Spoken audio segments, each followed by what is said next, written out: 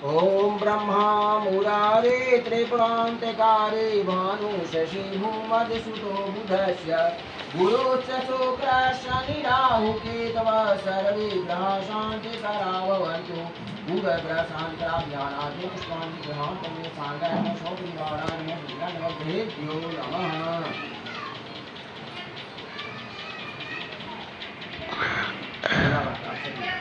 हरि ओम ओम भूर्भुवः ओम भूरि शंकरः गच्छ शिवान्मसितं गाढं शंकरः गच्छ तिष्ठत ओम हरि शंकर शांतिः गच्छ तिष्ठत जल ओम ईतान काव्यार्घातुनि अस्नानि निराजन्यान ओम शिवाय नमः शिवपरिवाराय नमः ओम श्री देवी शंकराभ्यां नमः हर महादेव शिवाभ्यां नमः।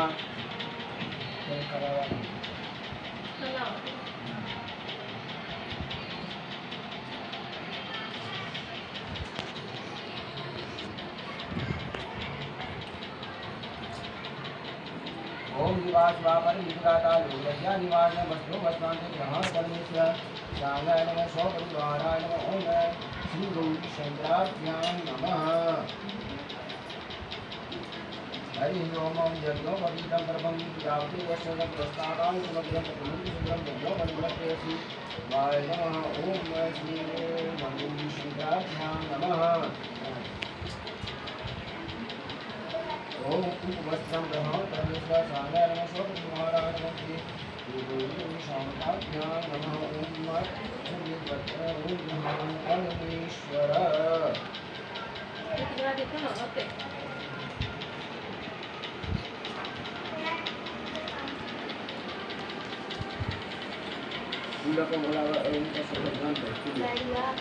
ओम ध्याये नित्यं महेशं रजतगीनं चारुचन्द्रावतंसं रत्नाकल्पोज्ज्वलङ्कं स्मराविधस्तं प्रसन्नं परमाशीलं समन्तादस्तुतिममलेर्व्याकृतिवसानं विश्वादं विश्वबीजं निखिलभयहरणं भक्तभक्तनेत्रं नमः पार्वती पतिहर कालहर कष्टहर रूपहर शूकर दुःखर दारिद्र नमः पार्वती पतिहर शिवांशी परिवाराय नमः और परमेश्वर प्रॉब्लम कर लेता।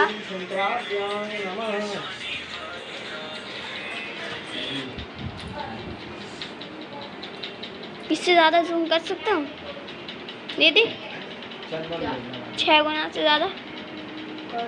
हरि ओम ओम श्री खंड चंद्रं दिव्यं गंधार्यं सोरं लेपं सुषेच सांगाय नमः शिवाय नमः गौरी शंकराभ्यां नमः।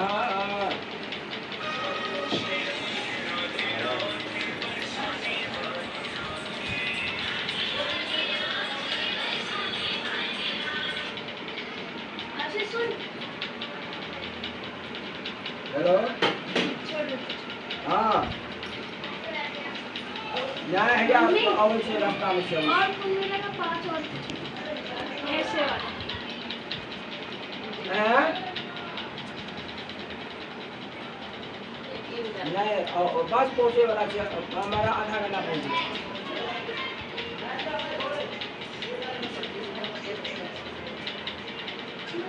पूजा करने में लागो तो हमारा घर में पहुंचे ये तो उन्होंने सेटिंग ओला करते ही 11 बजे के फोन करके कि बोल तो सेटिंग ओला करते हैं फोन और कितने बजे लिया मैं बेटा है जल्दी ओम एतानि गंध पुष्प भूमि कामुंडा भावना विद्युदान जहान परमेश्वर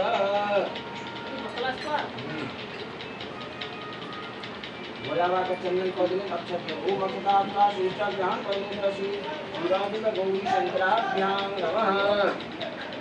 बोलावा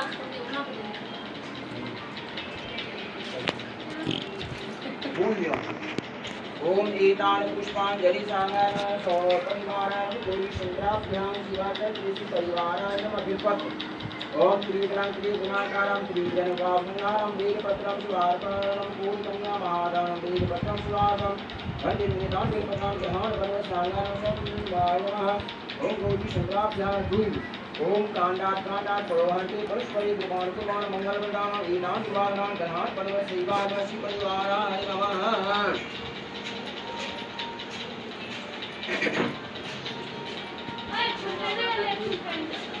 खोल दो। हाँ तो तू करनो नहीं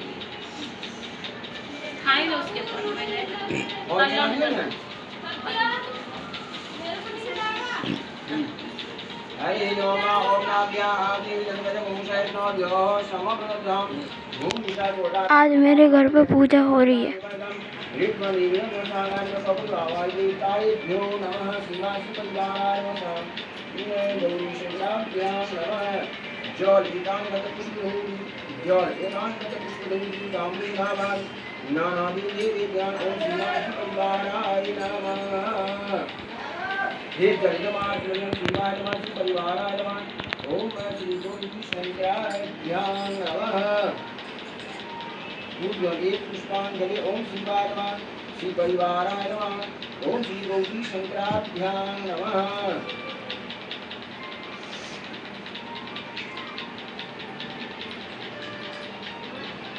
कौन सी है कौन सी ओम पापुंगी परमात्मनाथि नमः यहाँ पर योगा सांगाने सब परिवाराय नमः शिवाय ओम आवाजी शुद्धं ग्रहण परमेश्वर शिवा शिवाय शिवाभ्यां नमः गीताभ्यो नमः।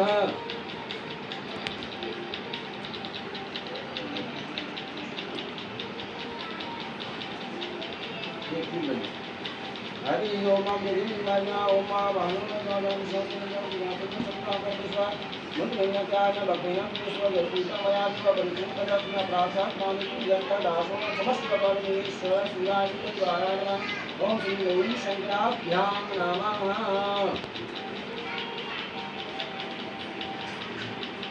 ये स्वीट रहलिए था के जो कह दे छे रे तू सोने आया कि पूजा करने आया देखते हैं बता थोड़ा सा जगह है सुबह को ये उठे गुड मॉर्निंग होता है नहीं बोले देना पूजा हो गई आज खाने की हां हो गई पूजा ये कथा पढ़ो लो दे खींचता हूँ।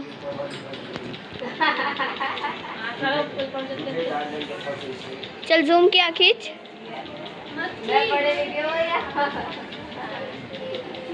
बनाया तूने इसीलिए दिखा देता हूँ। तब इसके कर नहीं लो सब को करता है जिसे देवी के इस पर मदार के पुष्पों का माला शोभा देती है और जितना भगवान शंकर के मस्तक पर चंद्रा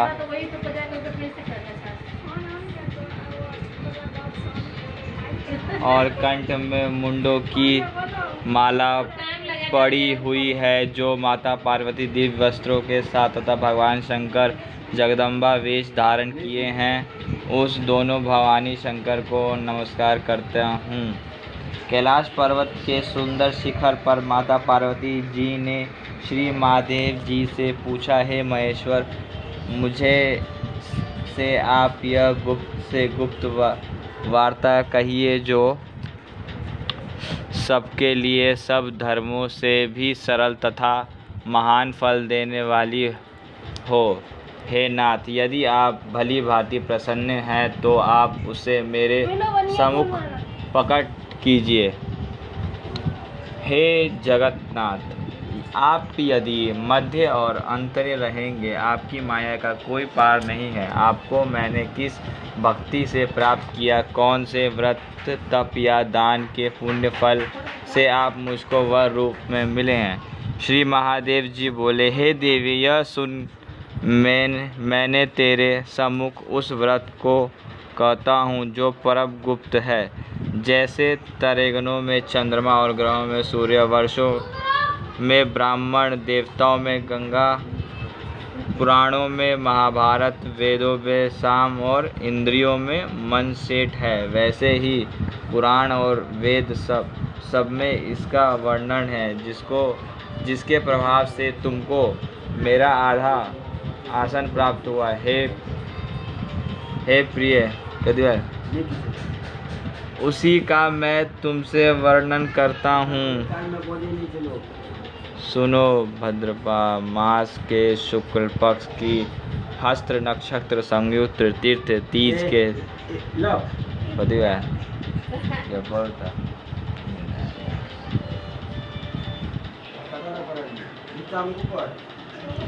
तीज तीज तीज हर नक्षत्र। श्री महादेव जी बोले, हे देवी, यह सुन मैं तेरे सम्मुख उस व्रत को कहता हूँ जो परम गुप्त है। जैसे ताराओं में चंद्रमा और ग्रहों में सूर्य, वर्णों में ब्राह्मण, देवताओं में गंगा, पुराणों में महाभारत और वेदों में सामवेद और इंद्रियों में मन श्रेष्ठ है, वैसे ही पुराण और वेद सब में इसका वर्णन आया है, जिसके प्रभाव से तुमको मेरा आधा आसन प्राप्त हुआ है। हे प्रिय, उसी का मैं तुम ऐसे वर्णन करता हूँ। सुनो, भाद्रपद मास के शुक्ल पक्ष की हस्त नक्षत्र संयुक्त तृतीया तीज के दिन इस व्रत का अनुष्ठान मात्र करने से सब पापों का नाश हो जाता है। तुमने पहले हिमालय पर्वत पर इस महान व्रत को किया था, जो मैं तुम्हें सुनाता हूँ। पार्वती जी बोली, हे प्रभु, इस व्रत को मैं किस लिए किया था, यह मुझे तुम सुनो। यह मुझे सुनने की इच्छा है, मैं तो कृपा करके कहिए। शंकर जी बोले, आर्यावर्त में हिमालय नामक एक महान पर्वत है, जहाँ अनेक प्रकार के भूमि अनेक प्रकार के वृक्षों से सुशोभित है, जो सरे बर्फ से ढके हुए तथा गंगा की कल कल ध्वनि से शब्दायमान रहता है।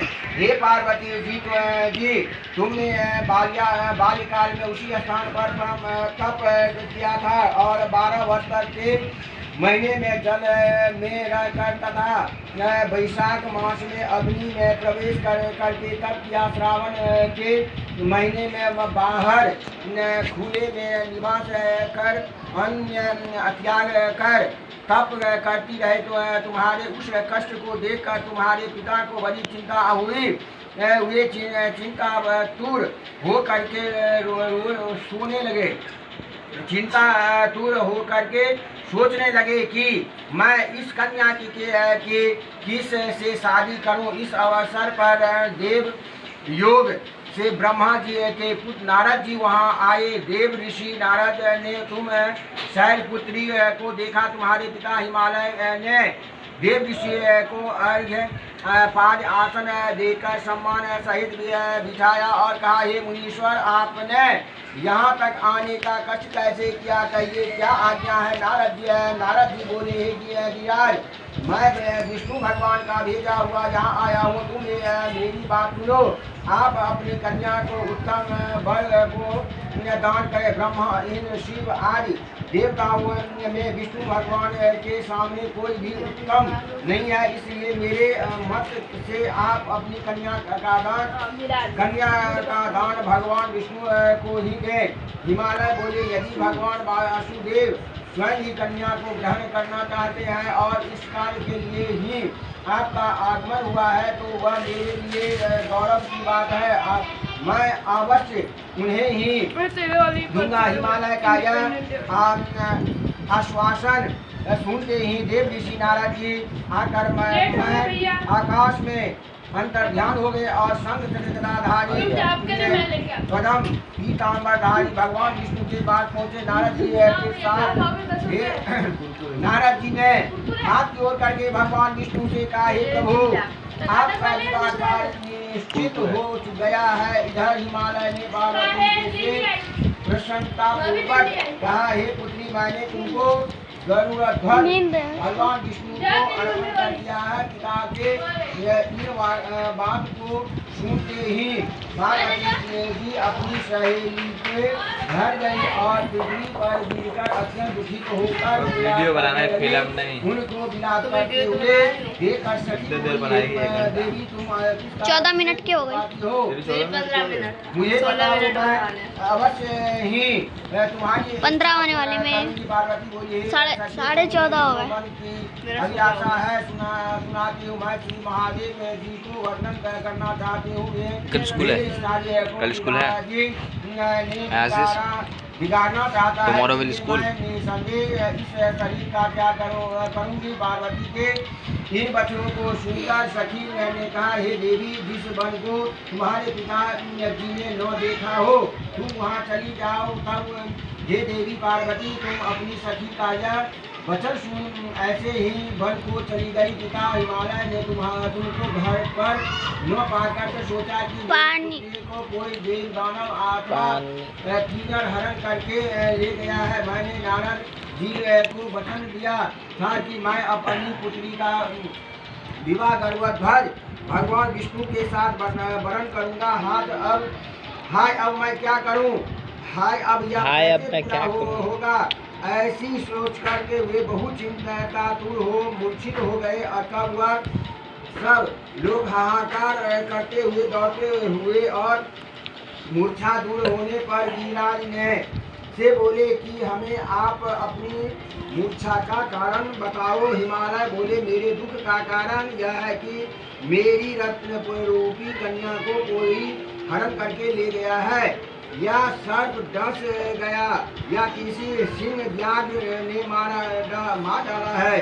वह न जाने कहाँ चली गई या उसे राक्षस ने मार डाला है। इस प्रकार कहकर गिरिराज दुखित होकर के ऐसे कांपने लगे जैसे तीव्र वायु के चलने पर कोई वृक्ष कांपता है। तत्पश्चात हे पार्वती, तुम्हें गिरिराज साथियों सहित घने निकलने सिंह व्याघ्र आदि हिंसक जंतुओं के कारण वन भयानक प्रतीत होता था। तुम भी सखी के साथ भयानक जंगल में घूमती हुई वन में एक नदी के तट पर एक गुफा में पहुंची। उस गुफा में तुम अपनी सखी के साथ प्रवेश कर गई, जहां तुम अन्न जल का त्याग करके बालू का शिवलिंग बनाकर मेरी आराधना की और आराधना करती रही।